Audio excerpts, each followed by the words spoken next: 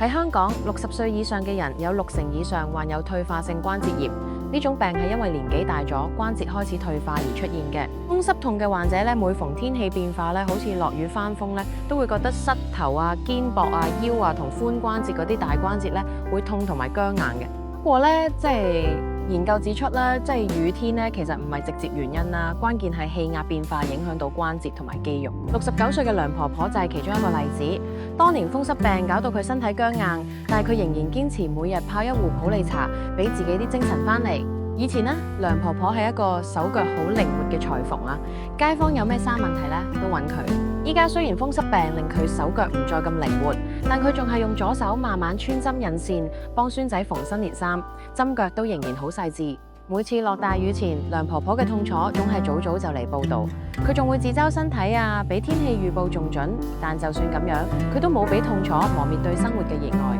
佢中意養蘭花，仲會同啲花傾偈，喺呢啲花花草草身上揾到對抗痛楚嘅力量。鄰居送咗個發熱墊俾佢，佢一試覺得溫暖滲入僵硬嘅關節，好感動，流咗一滴淚。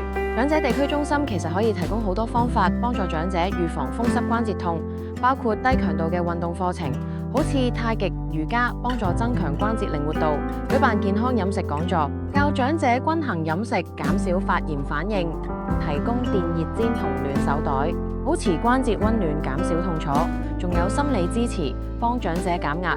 定期健康檢查，及早發現同治療，再加社交活動，鼓勵長者多啲同人交流，保持積極心態。香港風濕病基金會就係專門提升市民對骨同關節病認識，改善患者嘅生活質素。佢哋有病人支援、健康教育、運動課程同社交活動等服務。咁如果你有興趣咧，可以上佢哋官方網站睇睇，又或者打佢哋嘅支援熱線。基金會風知己電話支援熱線係23462999。